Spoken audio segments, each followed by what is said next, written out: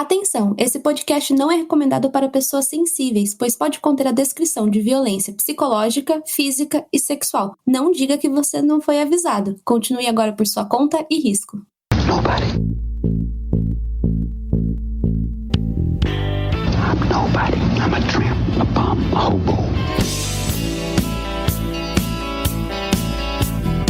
Two women very important in your life, and you killed them both. Eu saía como se fosse para caçar alguma coisa.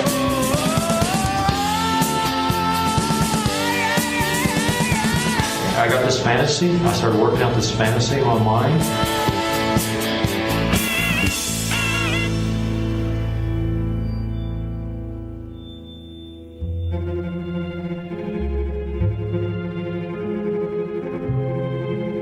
Bom dia, boa tarde, boa noite, gente, como vocês estão? Sim, a gente tá de volta aqui, né? Ai, já tava morrendo de saudade, né? Foi só uma semana. E dessa vez, vocês estão muito acostumados a eu falar que eu estou aqui com o Thiago. Vocês já ouviram isso várias vezes. O Thiago está aqui, na verdade, né? Olá! Mas dessa vez a gente veio com uma outra pessoa, que é a Isabela, uma amiga nossa. Ela tem uma página lá no Insta que se chama Estúdio Criminologia, que a gente vai deixar os arrobas aí, que é muito legal. E a gente decidiu trazer ela pra gente fazer esse podcast mais especial do que nunca. Então, oi, Isabela. Oi, gente, como vocês estão? A gente tá bem, eu tô bem. Como vocês estão? Thiago, como vocês estão? Eu tô bem, Marisa, tô bem feliz, tô tranquilo, eu tô bem animado, assim, a gente vai fazer um bate-bola jogo rápido com a Isabela, a gente planejou uma pauta secreta aqui, uma pauta paralela. Ela disse que tem um pequeno problema de ficar muito travada, mas a gente dá um jeito, né, Marisa? Exatamente, aqui a gente é entrevistador de uma forma séria, né? E hoje, já adiantando, a gente vai falar sobre Mindhunter, né? Que é aquela série da Netflix que todo mundo que gosta de criminologia ama, adora e tudo mais. A gente vai falar sobre os serial killers que aparecem nessa série junto com a Isabela, mas antes disso, acho que a gente podia conhecer um pouco mais a nossa convidada, certo? Exatamente. Então, vamos lá, Isabela? Eu só sei que eu tô com medo dessa pauta secreta que eu só estava ouvindo risos. Eu não sei o que me espera. Então, vamos lá, Isabela. Primeira pergunta. Estilo Maria Gabriela. Quem é você na fila do pão? Cara, na fila do pão eu sou a que me distraio e esqueço que tô passando as coisas. Começamos bem. É aquela que pega o papelzinho da ceia e a ceia já passou umas 10 na frente, nem viu. É, exatamente. Essa que eu sou na fila do pão. Vai lá, Marisa. Agora é esse pra testar caráter, né? Essa daqui foi a pergunta que a gente tava dando risadinha, que é se você come a coxinha primeiro pela ponta ou pela bunda. Pela ponta, óbvio. Se você come pela bunda, você daqui a pouco vai estar aparecendo no episódio aqui desse podcast, porque você é psicopata. Exatamente, é um dos 10 passos.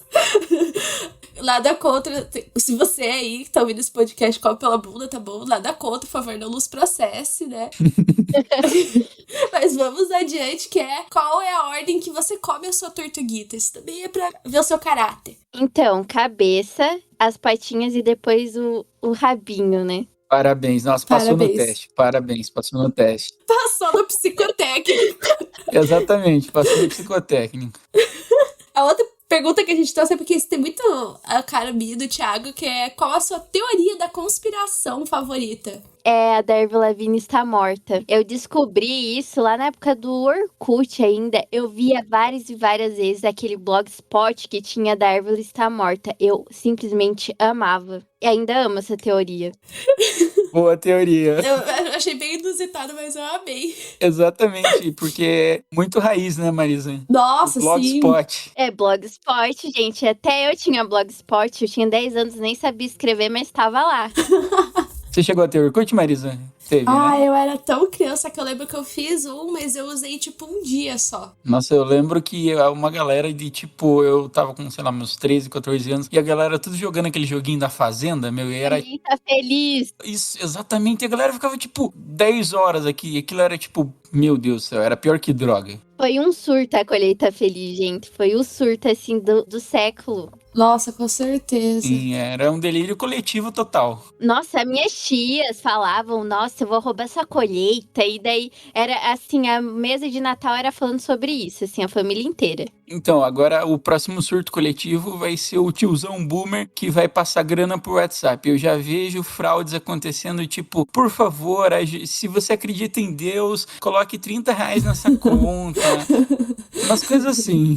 Quando o Instagram, né, a gente tava falando disso antes de começar o podcast, anunciou as mudanças, eu tava esperando isso, né, que eles iam pôr uma colheita feliz. Sei lá, alguma coisa pra promover a felicidade coletiva, mas aparentemente eles querem promover a desgraça coletiva, né? E o Instagram, gente, ele atira pra todos os lados. O que eles vê que dá pra competir, eles fazem. Com certeza. O Instagram não tem medo de copiar ninguém. Eles copiaram o Snapchat de uma maneira assim, ó, sem nem titubear, né? Nossa, sim. Isso é engraçado, porque o Snapchat o pessoal usa muito lá nos Estados Unidos. Sim. Tipo, pra fora.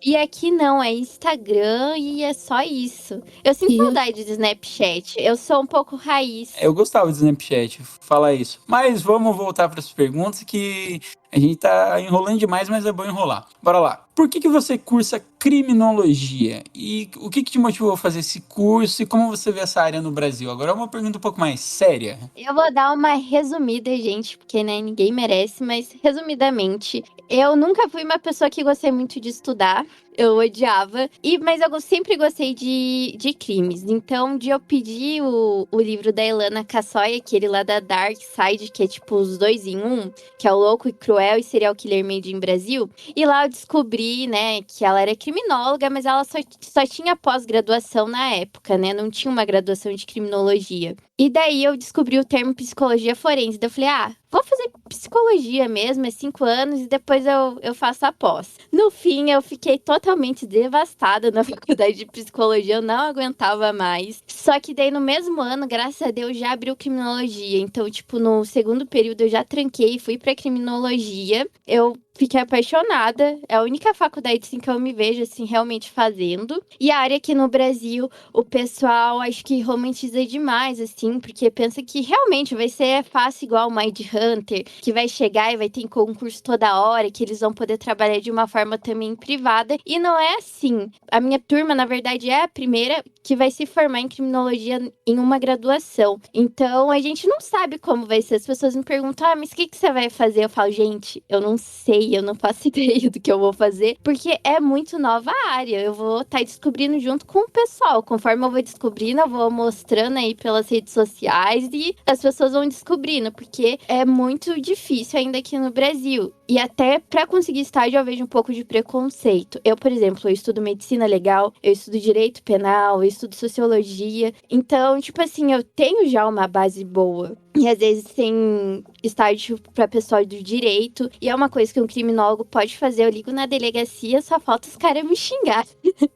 Então é bem complicado, mas assim, é minha paixão. Nossa, mas eu imagino que seja mesmo, né? Ainda mais pelo fato de ser um curso muito novo, né? Eu acho que eu lembro que quando eles começaram a colocar assim na internet que eu vi o curso de criminologia, eu fiquei, gente, tipo, eu não sabia que existia, tipo, até então que existia um curso específico pra isso, né? Que antes tinha que fazer especialização. Mas mesmo assim, eu acho que deve ser muito interessante. Eu sei porque eu gosto também de casos criminais. Eu sempre digo que eu, assim, não me imagino trabalhando na área, mas eu acho muito interessante porque eu sou curiosa. E eu enxergo casos criminais de uma maneira curiosa e tal, como uma fofoca mesmo. Então, tipo, eu acho muito interessante. E eu acho legal a área da criminologia. Então, às vezes eu leio algumas coisas assim mesmo, sei lá, mesmo eu não tendo, tipo, a intenção, assim, de trabalhar na área, mas eu acho muito interessante isso. O que você menos vai ver na faculdade é caso criminal. É até triste, mas é muita teoria, é muita coisa. Tem texto que, nossa, às vezes eles passam um texto assim em espanhol pra mim, eu tenho vontade de chorar. É muito acadêmico, assim, principalmente em matéria de direito. Eu vejo isso com alguns cursos. Por exemplo, eu tive uma amiga que começou expressão gráfica quando na federal era novidade. E meio que elas eram cobaias, assim, tipo, a primeira turma sempre é a cobaia que, tipo, professores veem o que funciona, veem o que não funciona e, tipo, você e a cobaia, o ratinho de laboratório da faculdade. É um pouco difícil, assim. Nossa, é exatamente isso. Exatamente. Eu imagino. E a questão de onde você se vê, eu como geógrafo me vejo isso. Para quem não sabe, eu sou geógrafo, mas eu não sou licenciado, eu sou só bacharel. Então a geografia tem uma coisa que o bacharelado tem uma captação muito pequena no mercado de trabalho, é muito difícil, até próprio CREA é difícil, a gente não tem muita representatividade, então é uma profissão que já é reconhecida há muito tempo. Geógrafo é uma profissão muito reconhecida e já é reconhecida há bastante tempo. Tanto que historiador, se eu não me engano, não é reconhecido. O historiador, se eu não me engano, ou foi há pouco tempo, não sei dizer muito bem, mas porque minha mãe até falava, pelo menos a sua profissão é reconhecida. E, tipo, geógrafo é reconhecido, historiador não era. Não de reconhecimento, mas questões legais e CLT, assim. Então, eu vejo a dificuldade, porque você tem que ficar tentando achar sua área dentro disso tudo. Minha opinião é que o lance mais não é estudar, o lance é virar youtuber, tiktoker, podcaster, alguma coisa assim, ou sucumbir-se a um sugar daddy, alguma coisa do tipo, porque acho que essas são as profissões do futuro, virar sugar baby e tal, então é isso que tá dando dinheiro, porque o resto tá difícil. Eu estou ferrada, porque imagina fazer as dancinhas do TikTok, gente. Ou tá movimentando lá. Se dependesse disso, tá ferrado. Vai se tratar, garota, sai da minha bota. Nossa, é muito ruim essas músicas, eu não suporto essas. Tem umas dancinhas no TikTok até que é legalzinho, mas essas daí não dá. Não tem como. Eu odiava essa música, eu e meu namorado. Aí agora, a gente deixa no último quando tá andando de carro, que viciou. É complicado, e TikTok é muito drogadição. Eu sou viciado por vídeos de casa. Agora que eu vou fazer uma mudança e tal, eu só vejo vídeo de casa, gente. Se olhar meu TikTok, parece que eu sou a pessoa que amo design de interiores. Mas é só pra ter ideia. Bom, mas podemos ir pra próxima pergunta? Bora lá. Já que o nosso podcast é sobre casos criminais, a gente queria saber, Isabela, qual foi o caso criminal que você achou mais interessante de pesquisar até agora, né? Vulgo o caso criminal favorito, é que eu não gosto muito de usar a palavra favorito pra um caso criminal, né? Eu geralmente digo o caso mais interessante e tal. Gente, eu sou... Ai, que horror falar isso, mas sou fissurada no caso do Armin Meiers, do canibal lá da Alemanha. Não conheço muito esse. Parabéns, você Já ouvi de pegou um nome. caso que a gente não conhece. Eu já ouvi, mas não sei nem os detalhes. É o cara que ele procurava um cara que gostaria de ser literalmente comido, né, na internet. Tipo, ele realmente fazia as coisas só se a pessoa quisesse. Por livre e espontânea vontade, você se encontrava com ele pra você ser comido, literalmente. Ele teve uma pessoa que se voluntariou, eles gravaram, filmaram, tal, né? E ele comeu essa pessoa, só que ele tá preso. Só que eu não entendo muito bem das leis lá da Alemanha. Eu sei que lá canibalismo não era crime, mas ele acabou sendo preso porque daí foi, né, qualificado como homicídio. Mas é bizarro isso, porque ele teve outras pessoas que foram antes dele realmente matar, só que as pessoas falavam, ai, desisti, não quero mais, e ele soltava. Então eu acho muito intrigante esse caso. Eu gosto muito de pesquisar sobre ele. Hoje em dia ele é até vegetariano. Ele tá preso ainda. E eu acho um dos casos, assim, que mais me chama a atenção. Eu queria muito um dia estudar as leis da Alemanha pra entender melhor esse caso. Uau, que caso legal. Sim, Resumindo, é o resumão, né? Ah, sim. Pegou a gente de surpresa. tem fetiche pra tudo. Exatamente.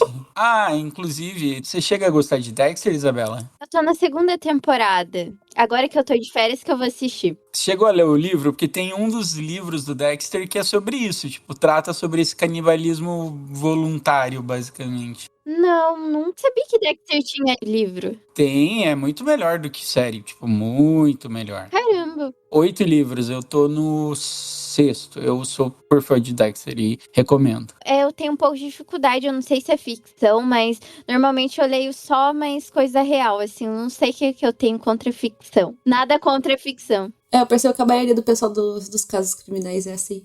E desde pequenininha eu gostava, sei lá, eu tava lá com meus 8 anos de idade, eu queria ler a biografia do Justin Bieber. Eu lia muita biografia antes, quando eu era mais novinha. Mas, assim, história de ficção eu sempre tive um bloqueio. E vamos para a derradeira e última pergunta. Essa eu meio que já sei a resposta, mas vamos lá. por que Charles Manson não é um serial killer por Isabela? Porque ele não matou ninguém. Ele pode ser psicopata, né? Agora eu não vou lembrar se ele tem um laudo ou não.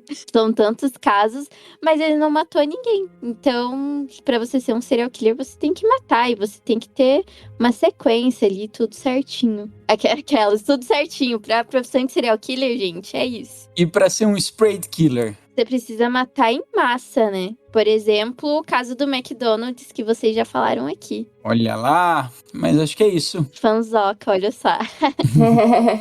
Mas ótimo, daí acho que agora a gente pode ir pra nossa pauta principal, que é sobre Mindhunter, né? Os serial killers de Mindhunter. Eu vou confessar que eu só vi a primeira temporada, mas eu tô economizando a série, já que, tipo, pelo jeito, não sei se vai rolar mais temporadas, né? Daí eu assisto meio devagar, né? Porque expectativas estão baixas, mas Mindhunter, pra quem não sabe, pra quem tá meio perdido, tá ouvindo a gente falar, é uma série da Netflix que basicamente conta a história do John Douglas, né? Que foi um dos caras, assim, mais importantes, podemos dizer, da área, assim, que pesquisou sobre esse assunto. E ele meio que pesquisou através de entrevistas com serial killers reais. Então, Mindhunter meio que é baseado nessas entrevistas que ele fez com diversos serial killers, e inclusive serial killers que a gente já falou aqui nesse podcast, e serial killers que a gente quer falar no futuro, certo? Exatamente. Inclusive, o Mindhunter, se você for pesquisar, dar um Google, você vai ver que tem, se não me engano, são 4 livros sobre Mindhunter. 2 são da Dark Side, inclusive um saiu agora, acho que o segundo livro da Mindhunter,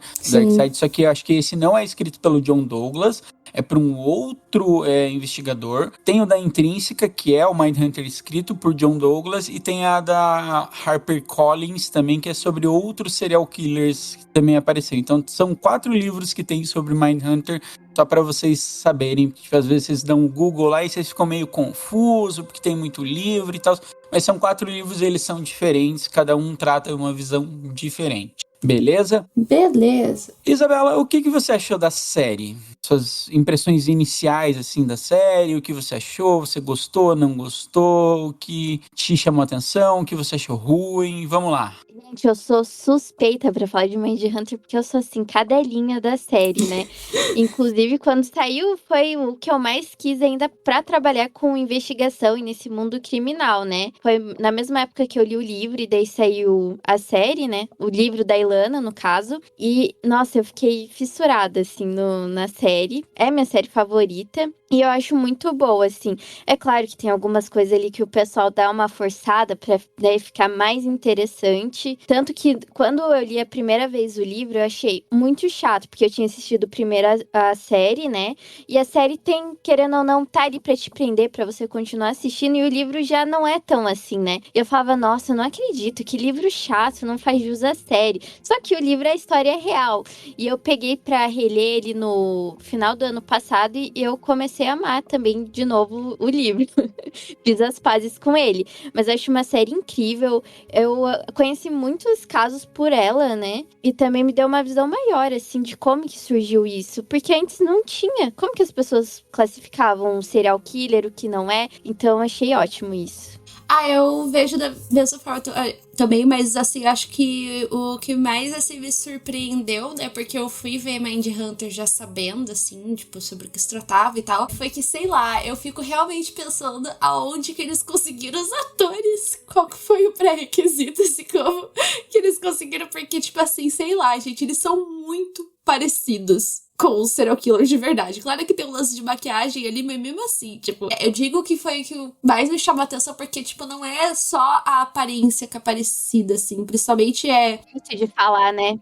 Sim, até o jeito de falar. Principalmente eu achei o cara que faz o Ed Kemper e o cara que faz o Charles Manson. Tipo, até a postura do corpo, assim, a maneira que eles falam, olham, assim, é igual. Tipo, que medo. Se eu fosse a esposa do cara, eu ia pedir divórcio. Eu acho isso muito legal porque na série do Mindhunter, digamos assim, grande parte do elenco, digamos assim, era aficionado por True Crime. Gostava daquilo. Alguns quiseram até entrevistar serial killers reais. Tentaram entrevistar, se eu não me engano, o Ed Kemper. Só que o Ed Kemper já estava velhinho, já não tá mais tão Maria Fifi como antes. Que isso foi um grande diferencial. As pessoas gostavam de True Crime, as pessoas que estavam interpretando e etc. Então facilitou bastante, acho que, pra narrativa da série. Agora vem o meu momento de fama, né? Que eu entrevistei o cara que fez o BTK. Ele virou até meu parça, me segue no Instagram. Nossa. Às vezes responde uns stories ali, virou parça, assim. E ele falando que quando ele foi fazer, né, ele não gostava, ele não conhecia a história do BTK. Acho que ele era um dos únicos ali que não conhecia muito bem esse mundo. Ele falou que pra entrar no personagem, ele foi até na igreja que o BTK frequentava. Ele falou até que começou a seguir as pessoas na rua pra ver como era. Então foi muito bizarro. Tem no meu IGTV, aquela fazendo jabazinho, né? Mas tem lá no meu IGTV a entrevista com ele, a parte 1 e a parte 2. E ele dá muito detalhes, assim, de como ele se preparou pro papel, sabe? Nossa, que legal. E foi bizarro. Foi aquela pesquisa de campo, literalmente. Sim. E ele é muito bizarro porque ele aparece em algumas vezes, ele não é o personagem principal, porque eu acho que ele fica mais pra deixar uma deixa pra segunda temporada, né? Ele é o personagem, tipo, ponte pra segunda temporada. Mas, cara, quando ele aparece, assim, você sabe que é o BTK, você fica tipo, meu Deus do céu, ele é um cidadão comum, mas ai, meu Deus, é isso. Você já fica pensando no BTK e já, tipo, dá aquele medinho, assim. Sim, e sem falar que ele é bem parecido também com ele e tal. E, nossa, eu, assim, tipo, foi uma parte que me pegou bem de surpresa, porque eu não sabia que o BTK ia aparecer na série. Daí, quando eu vi, eu já liguei os pontos na hora e eu fiquei, não, meu Deus, não é possível. Eu já sei como essa história termina, mas não podemos contar porque o Thiago ainda não sabe. Eu ainda estou lendo o livro, por favor. Tem que guardar esse segredo pra ele, porque é incrível. Eu sou uma criança, quero me manter pura ainda, por enquanto. Como assim? Ele não sabe o final do BTK? É icônico. Quando você chegar no final, você vai entender por que a gente fala desse jeito, porque é icônico. É muito icônico. Não, é bizarro. Ele tinha tudo, assim, né, pra ser o novo Zodíaco, eu acho. Eu tenho certeza, concordo plenamente. Mas é o lance, né? Quando a pessoa é Maria Fifi, ela não consegue ficar com a boca fechada. Ai, nem me fale. É tipo, sabe aquele negócio que eles falam, não, guarda só pra você, porque se você falar pros outros, vai dar azar. Não funciona comigo. Já chego com um megafone, assim. Exatamente. Uma coisa que eu gostaria já de elogiar, que eu acho muito bom também em Mindhunter, é a abertura. É aquela abertura dele indo colocar o gravador e, tipo, de relance aparece uns corpos, assim, tipo, uma parte do corpo, alguma coisa. Aquela abertura eu acho muito, muito, muito legal. Ah, sim, ela é muito boa mesmo. Acho que até as capas dos livros, acho que pelo menos o Darkseid é um gravador, né, também. Sim, é um gravador. Da Intrínseca, eu tenho uma raiva, porque tem um logão, assim, da Netflix bem na capa. Eu tenho vontade de raspar.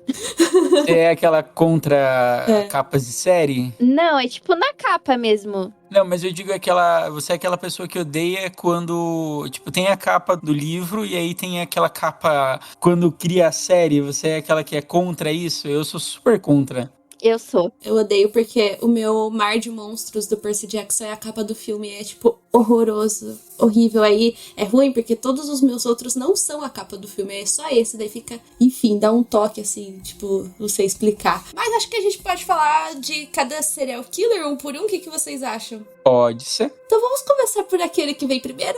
O Ed Kemper. Ok. Né, vamos por ordens, assim, pelo menos a ordem que eu lembro, né, o primeiro serial killer que aparece é o Ed Kemper, que a gente já tem um episódio aqui, que é um dos mais venerados aqui desse podcast, podemos dizer assim, acho que ele tá em segundo mais ouvido, porque o Ted Bundy passou ele, mas ele está lá em segundo lugar, intacto, que é o Ed Kemper, né, e qual que é o sentimento que vocês têm desse caso do Ed, o sentimento que vocês têm por ele, assim, na série, e de ele, assim, na vida real? Seria um cara que eu seria amigo. Que horror. Mas é que, gente, ele, até nas entrevistas, assim, que tem no YouTube do próprio Ed Kemper mesmo, você vê assim, gente, esse cara é uma gente boa. Exatamente. Porque ele fala de um jeito, querendo ou não, eles têm esse negócio de te manipular, eles fazem meio que a gente se sente culpado de estar jogando horrores eles, sabe? E o Ed Kemper, uma coisa que fico pensando às vezes é, e se ele não tivesse a infância que ele tivesse, sabe? Porque, querendo ou não, as coisas retribuíram. Claro que a pessoa nada justifica, mas, poxa, o cara ficava lá no porão, não podia ter contato, a mãe humilhava, depois foi pra casa dos avós, a avó humilhava, então era muito isso. Então eu penso, se ele tivesse, sei lá, numa família diferente, se o pai dele tivesse cuidado dele, talvez ele não teria tirado tantas vidas assim. E vamos considerar que o Kemper, ele só não foi pra polícia porque ele era alto. Essa é aquela questão muito engraçada. Ele matou os avós, mas ele era alto o suficiente pra polícia e por isso que ele não foi pra polícia. Senão ele ia pra polícia, ia se dar muito bem, porque na série do Mindhunter mostra como ele era bem influente com os policiais, como até na cadeia ele era cortejado pelos policiais. Então, tipo, essa é um grande IC, assim, do caso, que, tipo, ele podia ser policial. Ele frequentava bares dos policiais, né? Ele sempre tava ali com eles, tanto que ele mesmo se entregou, né? Aham. Tipo assim, eles acharam que era uma brincadeira e, tipo, tiveram que ir lá ver. Essa é uma das partes bem surreais do caso, né, Marisa? Tem uma foto, se eu não me engano, do dia que ele foi preso, que ele tá, tipo assim, muito pleno. Ele tá dando risada, assim, o Ed Kemper, que parece assim que, nossa, que ele roubou uma maçã no mercado, né? O policial que tá prendendo ele tá muito foda-se pra situação, tipo assim. E eu sei que os policiais tinham um apelido pro Ed, que era Big Ed. Então, tipo assim, acho que eles estavam, tipo, prendendo um amigo naquela hora. Tipo, ai, gente, tipo, ai, acontece, né? Lá prendendo o cara, assim, tipo, o policial com cigarro na boca, assim, tipo, muito ossos do ofício, assim. Ai, isso acontece todo dia. Um cara que matou a própria mãe e fez tudo aquilo lá com ela. Tipo assim, tava muito pleno o policial, assim. Parecia que era um crime, assim, super leve que ele tinha feito, sabe? Se você for ver a foto. Exatamente. Isso que é a parte, assim, que me choca muito. E foi o que a Isabela falou, tipo, ele é a pessoa que você quer ser amigo. E o John Douglas, no livro do Mindhunter, ele também, tipo, pra mim, desculpa, ele meio que só não fala que é amigo da Ed Kemper por pura burocracia. Pra não ser cancelado. É, exatamente. Passa um pano pro Ed. Nossa, mas passa um pano gigantesco pra Ed Kemper. É de longe o serial killer que ele melhor fala, e justamente porque ele foi Maria Fifi, ele falou, e foi isso que ajudou muito a FBI, assim, tipo, o Ed Kemper falar, e tá na série, mostra o timing do Ed Kemper falando, eu não sei se esse foi o timing real, e deles prenderem um outro assassino, então eu acho que isso ajudou bastante, essa questão, ele ser o primeiro e falar bastante. Tanto que ele trata como o Ed Kemper como uma dádiva. Na série aparece. É um serial killer que quer falar com a polícia. Mas também deve ser meio foda, né? Tipo, porque ele claramente gosta de falar e ficar na prisão, assim. Não deve ter muito com quem falar, né? E, tipo, aparece uma oportunidade pra falar, ele já vai lá e já manda um textão. E eu, quando vi a série, eu já conheci o caso do Ed Kemper, já sabia as coisas, assim, pavorosas que ele fez, porque esse caso do Ed, assim, me perturba. Porque, infelizmente, eu sou aquela pessoa que imagina, sabe? Mas é uma coisa automática do meu cérebro quando eu tô lendo casos criminais, sabe? Às vezes eu tento podar, tipo, não imagina, só lê.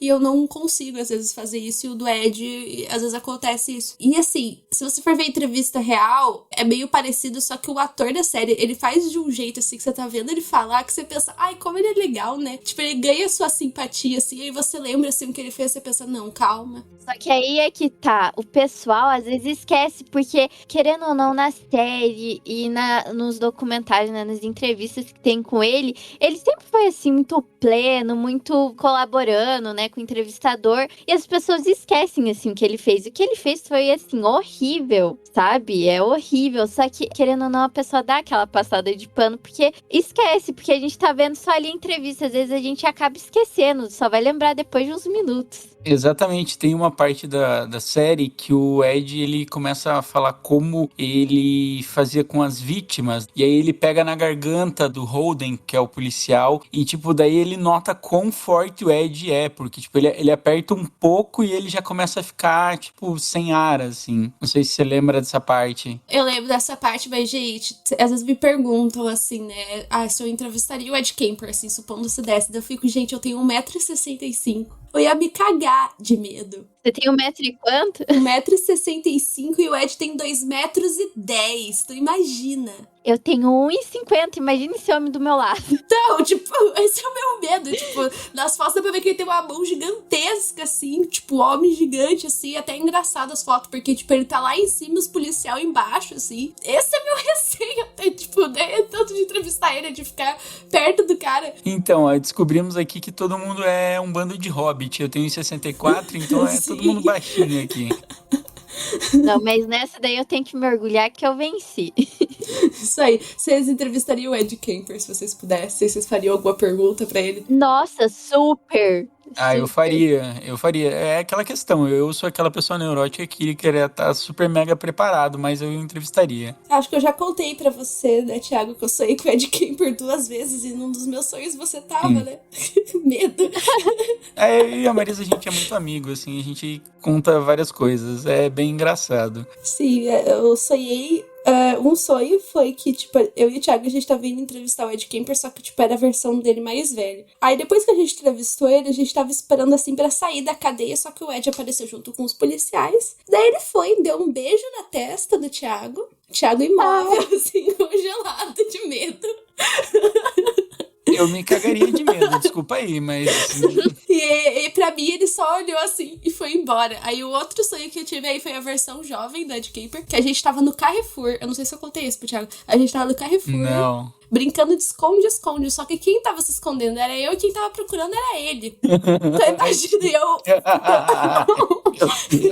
eu morrendo de medo, obviamente. E eu ficava abaixada, assim, tentando me esconder. Eu conseguia ver ele passar, né? Porque ele era alto. Aí, numa que eu fui tentar esconder, tipo, atrás de um fogão, ele acabou vendo e ele veio correr atrás de mim. Mas imagina um passo desse homem. Um passo dele deve ser 3 meu. Aí ele foi lá e me puxou pelo braço. Assim, que ele me puxa, ele só fala, achou e dá risada. Daí eu fico... aquela risada assim. Dias normais na cabeça da Marisa. Dias normais. Mano, eu nem lembro que eu sonho. Mas esses dias, a minha amiga, ela fazia tempo que eu não conversava com uma amiga minha. Dela me mandou uma mensagem. Isabela, eu sonhei que você foi entrevistar um serial killer. Deu tipo, nossa, que massa dela. Mas ele te matou. Ossos do ofício. Ossos do ofício. E eu sou aquela pessoa assim que eu faço stories de tudo, né? Eu tô cagando, tô lá postando. E dela bem assim, e ficou famoso. Daí eu falei bem assim, mas pelo menos eu devo ter ficado famosa. Dela bem assim, pior que você ficou, porque você tava gravando stories. Eu falei, né? Eu falei, acho que eu não quero mais ser criminóloga, muito obrigada. Bora lá, bora dar prosseguimento, bora ir pro próximo. Quem que é o próximo? Bom, a gente pode falar do Charles Manson, que também é um icônico que aparece, que acredito que os que têm as cenas mais impactantes, assim, de pesado e até um pouco antiético da parte dos entrevistadores, quando eles entrevistam o Charles Manson. O que vocês acham da entrevista com o Charles Manson? E também tem a questão de que quando eles vão tentar falar com o Charles Manson a primeira vez, eles marcam. E aí o Charles, ele recusa. Então dá pra ver que como ele é manipulador aí. Tipo, ele quer estar sob o controle de tudo, né? É bem absurdo. Eu acho que o ator, assim, novamente, aonde que arrumaram esse homem, tipo, ele é tão parecido com o Charles Manson que pegaram o mesmo ator pra fazer o Charles Manson de novo, o mesmo cara, eu não lembro o nome do ator agora, que ele fez também o Charles Manson no filme do Tarantino, Era Uma Vez em Hollywood, tipo, que o cara simplesmente ficou idêntico, cara. E eu acho incrível a cena, assim, da entrevista que eles fazem com o Charles Manson, tipo, eu acho incrível, porque realmente ele é extremamente manipulador. A gente já tem um episódio sobre o caso do Charles Manson e a gente deixa claro isso no episódio inteiro, o quão manipulador ele era. E eu já acho interessante que quando ele vai pra entrevista, ele sobe em cima da cadeira pra ele ficar mais alto que os entrevistadores. Então, tipo, pra mim, ele já quis meio que dar um ar de superioridade e de manipulação ali, que ele já sobe em cima da cadeira pra tentar ficar mais alto. Pra quem não sabe, o Charles Manson tem 1,65, é a altura da Marisa. Isso aí. Cuidado. E você, Isabela, o que achou da parte que o Manson aparece? Acho que vocês não vão querer saber isso. Eu gostei, mas eu esperava bem mais, porque, nossa, foi tipo, meu Deus, o Charles Manson vai aparecer, o Charles Manson, e eu queria ver mais sobre o Charles Manson, e eu fiquei com falta demais, sabe? Que horror, mas é verdade. Eu tava criando uma expectativa muito grande, assim, com o Charles Manson na série. E daí foi tipo, fez lá a entrevista. Foi, nossa, é realmente uma cena icônica, foi muito bom, mas eu queria mais, sabe? Eu entendo, é que tem uns atores que eles são tão bons, assim, que a gente fica querendo mais. Eu pensei a mesma coisa com o ator que fez o Ed, tipo, eu queria ter visto mais, ainda bem assim, no sentido que o Ed, no caso, ele aparece bastante, mas realmente do Charles Manson, assim, podia ter parecido mais, realmente, assim. Igual com o BTK também, né? Tipo, nossa, eu tava na expectativa, tipo, nossa, terceira temporada talvez vai focar mais nele. Não vai ter mais Mindhunter.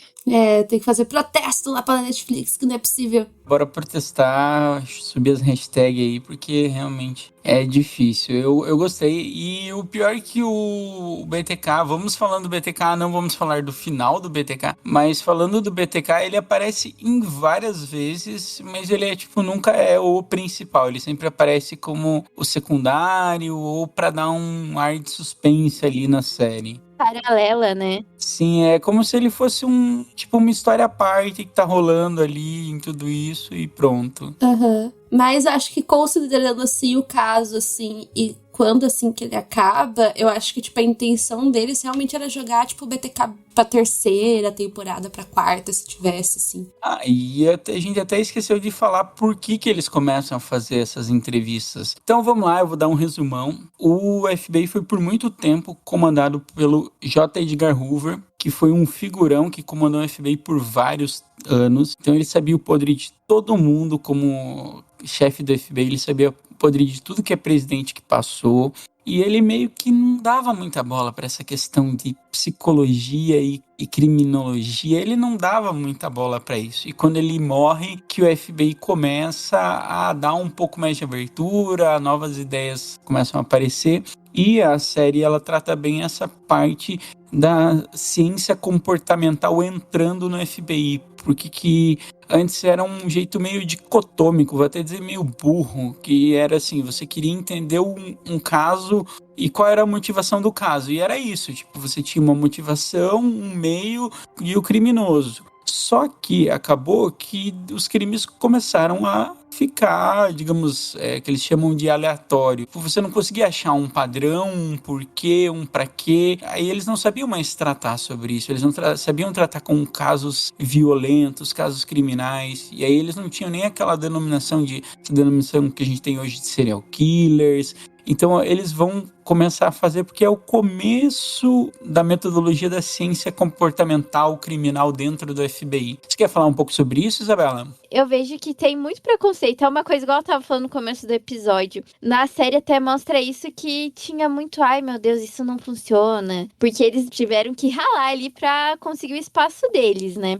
Tanto que na série mostra eles indo lá pro porão do FBI, da Academia de Quântico. E eu vejo muito isso na criminologia, igual, putz, é super novo. E eu tento lembrar, sempre quando eu tô muito triste, assim, com a vida acadêmica, eu falo, vou assistir Mindhunter. Eu lembro dessa cena e eu falo, tá certo. Às vezes a gente tem que vir de baixo mesmo, realmente. Então tem até a questão do Bill Tench, que aparece, que ele já tem até um certo status no FBI, e quando eles vão tentar fazer essa pesquisa de ciência comportamental, eles vão pro porão, como a Isabela falou. Então eles decrescem muito e é muito difícil, assim, eles vão ganhando aos poucos, aumentando a equipe aos poucos, e até na vida real isso acontece bastante. E é isso, a equipe é pequena, eles não confiam muito neles, e isso é bem difícil assim no começo, mas você vê o quão isso gerou frutos, né? O quão isso é respeitado agora, e como o John Douglas e Holt, que é o nome real do Bill Tench, eles eram procurados por vários policiais dos Estados Unidos inteiro para ver essa questão de,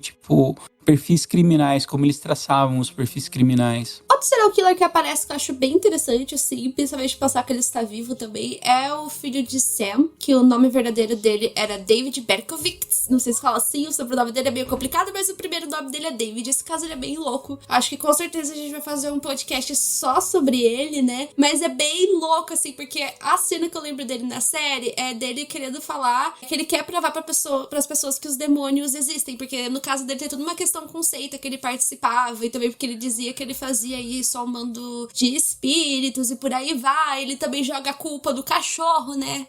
Não sei se vocês estão ligados, mas ele fala o cachorro do vizinho dele estava possuído pelo capeta e o cachorro mandava ele procurar as almas e matar as pessoas, por isso que ele saiu matando as pessoas, ou seja, ele jogou a culpa no cachorro, uma clássica, né? E ele era tio Sam, e também, como todo bom e velho serial killer, ele sempre teve um apelido antes do apelido famoso, e o apelido dele era Calibre 44, que era a arma que ele usava, né, pra fazer os assassinatos. Mas esse caso, ele é bem, assim, louco, assim, pensar, né? E ele tá vivo, que nem a gente disse antes, né? E ele virou crente depois que... depois que falou tudo isso, ele virou crente. Ele falou que ele se converteu e que ele se arrepende dos crimes que ele fez. Será que se arrepende mesmo? Eu não sei exatamente assim, não sei se a Isabela pode responder isso melhor, não sei se você já chegou a saber sobre isso. Tipo, se realmente, assim, existe como uma pessoa dessas, assim, se realmente se arrepender. Cara, um psicopata, acho que dificilmente ele vai sentir alguma coisa. Se ele sentir, vai ser porque ele se prejudicou, né? Pode ser possível, mas eu acho bem difícil. Outro que a gente teve, que na série foi umas cenas assim que eu mais fiquei chocada, foi do Jerry Brudos, né? Que é o assassino que tem fetiche em sapatos. Eu chamo ele de o serial killer do pack do pezinho. Genial. Exatamente, ele era o pack do pezinho antes do pack do pezinho ser legalizado. Exatamente, ó, tá fazendo aí, ó, história, né, que ele não sabe fazer copia mesmo, né, não, brincadeiras à parte, ele ficou meio conhecido assim, porque ele tinha uma relação meio diferente, né, com sapatos, assim, femininos, de uma forma geral. Outro cara que com certeza a gente vai fazer podcast só dele, assim, basicamente, né, ele matava a vítima e ele também gostava de usar o sapato dela, ele meio que, tipo assim, até o final da vida dele, quando ele já tava preso, ele colecionava catálogos de sapatos, ele ficou com essa paranoia e pelo que ele diz, assim, ele também chega a mencionar na entrevista que ele faz da série, que foi uma coisa que sempre teve nele, pelo que eu li, assim, sobre a história dele, realmente, assim, tipo, você sabe que desde os 5 anos, assim, ele já gostava de ficar usando os sapatos da mãe dele, que ele, inclusive, tentava roubar o sapato das professoras dele, né, tipo, na adolescência, assim, antes dele matar, os primeiros crimes que ele cometeu era de, tipo, dar uma chave de braço numa mulher que tava passando na rua, pegar o sapato dela e ir embora. E a mãe dele repreendia ele também, se eu não me engano, ele chegava a roubar dos vizinhos, das vizinhas também. E a mãe dele, nos primeiros momentos da vida, ela aconteceu uma coisa meio parecida, inclusive, com o do caso Charles Manson, mas é porque a mãe, ela já tinha outros 3 filhos homens, se eu não me engano, e ela queria muito uma filha, e essa filha não veio, e nasceu o Jerry Brudos, e ela meio que forçava ele a usar roupas femininas, e, tipo, ele era criança, assim, ela tratava ele que nem menino, assim, tipo, por muito tempo, então, com certeza, isso talvez tenha afetado um pouco a cabeça dele, né, imaginem. E ele ficou conhecido como assassino de fetiche de sapatos, então ele foi condenado à prisão perpétua e ele também tinha a questão da necrofilia. Tudo de boa, assim, num caso só, né? Não tem nem o que dizer, assim, mas... Ai, esse caso, ele é muito, assim... Eu não sei explicar direito o meu sentimento, eu acho muito esquisito. Mas ele não fez tantas vítimas, assim, né? Porque ele foi preso até que rápido nesse caso. Tipo, assim, um dos casos que eu conheço, assim, que a polícia até que agiu rápido no caso dele, né? Porque... São 4 só, se eu não me engano, né? Foram 4 vítimas, a polícia prendeu ele rápido porque ele jogava os corpos em um rio que ficava próximo da casa dele, um pescador acabou achando esses corpos e meio que já sabia, assim, tipo, porque começaram a entrevistar uma galera, assim, e as meninas todas, assim, começaram a falar desse cara que enchia o saco, pegava o sapato e ia embora, sabe? Então, tipo, meio que não deu muito, assim, pra esconder, né? Porque eu acho que só tinha um louco do sapato na cidade. E você, Isabela, o que acha do caso Jerry Brudos? Ai, gente, nada contra o pack do pezinho, mas ele levou a sério demais. Só que eu acho incrível, falando agora da série, como que foi feita a cena dele. Eu fiquei, tipo, foi uma das cenas, assim, que eu fiquei mais arrepiada, assim, assistindo a série, que eles dão um sapato pro cara, pra ele poder ser Maria Fifi também, né? Igual o Kemper, enfim. E toda aquela estética dele pegar o sapato. Basicamente, quando ele pega o sapato, é como se, cara, como se ele tivesse ganhado na Mega Sena, assim. Vem aquela sorriso, aquela felicidade, aquela leveza, sabe? Tipo, uma coisa que ele queria muito. Na série, eles deixam isso, nossa, fica muito, muito bom, assim. A questão de, tipo, você vê o que é o serial killer com a sua vontade, sabe? Era o fetiche dele e ele teve o fetiche realizado. Você vê que é muito bem gravado essa parte. Eu também gostei bastante disso. Bom, outro serial killer que aparece, que novamente a gente vai ter que fazer um episódio só sobre ele, é o Wayne Williams, assim, porque esse caso ele é bem louco. Ele ficou conhecido, acho, como serial killer de Atlanta. Mas esse caso, assim, ele é meio controverso, porque eu sei que até hoje existem pessoas que defendem ele, falando que foi um caso caso de injustiça, que ele não era o serial killer. Acho que ele também tá vivo, tá vivaço, ele foi condenado à prisão perpétua. E acho que até hoje ele fala que não foi ele, né? Tem toda essa treta e na série eles trabalham meio que com isso, né? Será que foi ou não foi? O que vocês acham? Eu não tenho uma opinião formada sobre isso, mas eu acho que foi sim ele. Mas, querendo ou não, quando a gente vê essas teorias de tipo, foi injustiçado, a gente meio que fica com aquele mini pezinho atrás ali. Mas é muito legal também na série que eles mostram, porque o que a polícia pensava? Nossa, se estão matando crianças negras, provavelmente pode ser um homem branco. E na verdade não, né? E daí tem todo isso de fazer o perfil do assassino, de montar, de mostrar que talvez, né, se fosse um homem branco, ele seria visível ali pra quem tava da região, né? Porque, querendo ou não, naquela época, nos Estados Unidos tinha muito essa coisa de segregação, de ter os bairros dos negros, o bairro dos brancos, e daí é muito legal ver montando isso, ainda mais nessa época, né, que tinha muito racismo, tinha muito essas coisas, né? Isso, eu tava bem na época dos direitos raciais, estavam bastante em voga, tanto que Atlanta é uma cidade que teve bastante protestos em favor disso, digamos, em proteger as nossas crianças são importantes, então, tipo, pra época também foi um caso que chamou bastante atenção da mídia em si, e pra mim, vou ser bem sincero, eu também fico com um pezinho de dúvida e isso, vou até pegar um caso brasileiro, que é o caso do Preto Amaral. Eu acho que a Marisa conhece esse caso, eu não sei se a Isabela conhece. Conheço. Conheço. O caso do Preto Amaral é aquilo, tipo, as vítimas do Preto Amaral estavam em lugares que todo mundo sabia que elas estavam lá, só que ninguém queria denunciar, porque senão virava direto o principal suspeito. Ele tem uma investigação sobre, eu não vou dar opinião, porque, tipo, é um caso que eu não parei e estudei a fundo, eu só ouvi muito podcast sobre ele é um caso que é tratado como diferentão, por ter essa questão racial em cima, mas é um caso que eu acho que a gente tem que tratar com muita cautela, assim. Não, mas agora falando da minha parte, assim, em relação ao Wayne, eu também fico com um pé atrás, assim, eu acho, assim, que ao mesmo tempo, assim, que eu pesquisei bastante sobre esse caso, porque eu já falei em live lá no TikTok, ao mesmo tempo que eu penso, não, caramba, isso daqui é muito suspeito, daí eu penso, não. Eu acho que o que muda, assim, no caso do Wayne, é que não tem aquela grande prova contra ele, tipo, uma arma do crime, uma vítima, assim, que sobreviveu, por exemplo, ou então a confissão dele, sabe? Aquela coisa, assim, que se a gente for ver em outros casos de serial killer, teve. É aí que eu fico com o pezinho atrás, porque tem toda essa questão racial, né? A gente sabe até hoje, os Estados Unidos tem muito isso, né? Dos policiais e a questão racial. Então, imagine se armaram pra esse cara. Quando a gente trabalha com crime, a gente tem que ter umas provas. Tem, né? Algumas pequenas provas contra o Wayne. Só que eu sempre fico na dúvida, sabe? Em qualquer caso. Eu acho que quando a gente vai falar de crimes assim, tem que ser a prova e, olha, é isso mesmo. Tem que ter DNA. Eu só acredito quando tem todas as provas e mostrando mesmo. Eu sou aquela que sempre tem um pezinho atrás. Então, vamos se encaminhando pro final do episódio. A gente vai falar uma palhinha sobre a segunda temporada de Mindhunter. Na primeira, na real, a gente já tem uma questão de que a gente vê que o Bill Tent, que é um dos investigadores, ele tem alguns problemas com a família, a gente não sabe bem. E aí, na segunda temporada, eles abordam um pouco mais sobre o filho, né, Isabela? Vamos falar um pouco dessa parte, que é uma parte bem marcante da segunda temporada. Gente, alerta spoiler, mas assim, a gente não tem certeza de nada, né? Quando a gente fala de crime ainda sem provas, a gente não tem certeza de nada, mas assim, a segunda temporada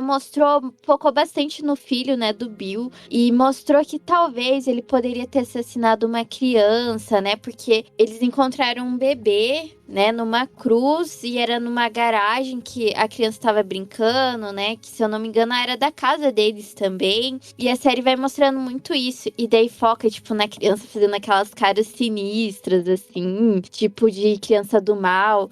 Então, pode ser, se tivesse uma terceira temporada, ou se vir uma terceira temporada, eu acho que eles podem focar também, podem focar no BTK e também focar no filho dele, né. Eu acho também que é porque eles falam bastante sobre ele, eles focam bastante na questão do xixi na cama, de alguns comportamentos que, teoricamente, eles tratam como possíveis traços de um futuro assassino. Eles tratam bastante. Essa parte da série é um pouco mais pesada, assim, porque ela trata sobre crianças, e tratar sobre crianças sempre é um assunto mais pesado. Ela fala sobre vários aspectos, vários aspectos, de tanto ele fazer xixi na cama, ele tem alguns comportamentos estranhos, então é uma questão que fica muito em aberto na série, dá pra ver que ele começa a fazer tratamento, então tipo, dá pra ver que ele fez alguma coisa, os pais tentam responsabilizar, tentam não culpabilizar ele, é melhor a palavra, mas você vê que alguma coisa tá rolando e eu acho que seria o grande gancho pra terceira temporada também. Sim, nossa, eu queria tanto, mas assim, talvez tenha uma chance de voltar, sabe? Eu ainda tenho aquela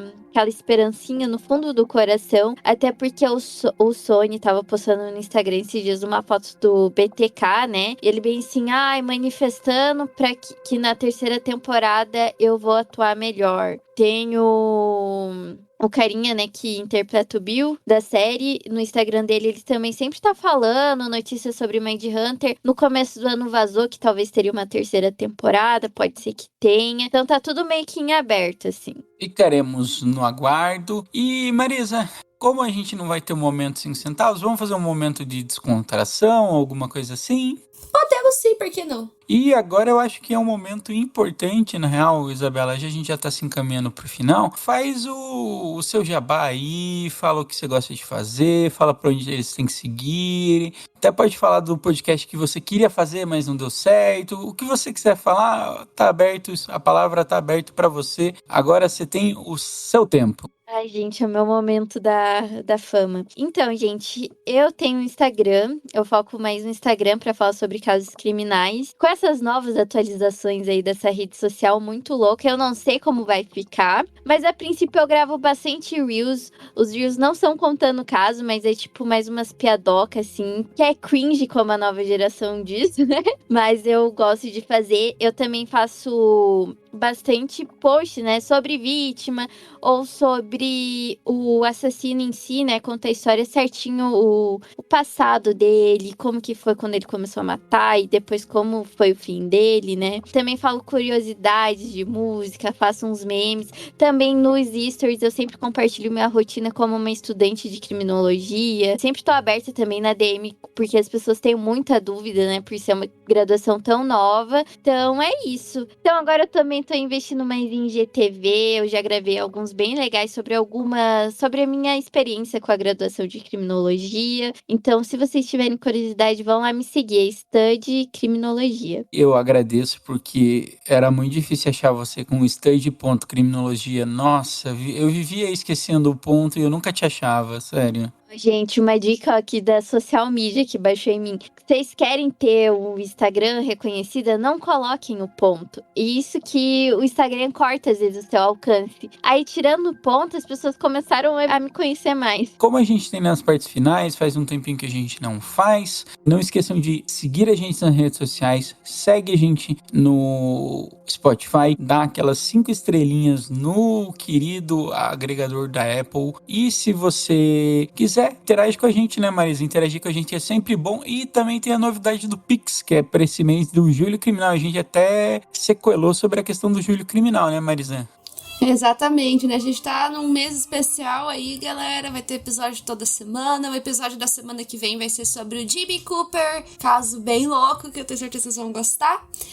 E vocês podem estar ajudando a gente esse mês com o Pix, né? Faz um Pix, já deixou bem claro que pode ser literalmente de qualquer valor. Tipo, 5 centavos, qualquer valor mesmo. É só mandar pro e-mail do contato, apenas um podcast, tudo junto, @gmail.com. A gente vai deixar escrito na descrição. E lá na página nossa do Instagram, então sigam a gente lá também. E manda alguma coisinha pra gente, escreve alguma coisa no Pix, só pra gente colocar nos nossos stories do Instagram, vai ser bem legal. E vamos fechar com indicações. Indique algum podcast, alguma conta de Instagram, alguma coisa que você gosta, Isabela. Então, gente, eu vou indicar um podcast que me deu na telha, né, que já é minha amiga, minha parça, a Pod Criminolic, é o Instagram dela, mas o podcast é Criminolic. Ela fala sobre casos criminais, é muito legal. Ela começou como um projeto da faculdade dela, né, o podcast, mas assim, é muito legal. E ela às vezes faz algumas coisas sobre terrorzinho, assim, talvez vocês gostem de histórias sobrenaturais e crimes. Foi isso. Ok. Marisa, quer fazer alguma recomendação para os nossos ouvintes?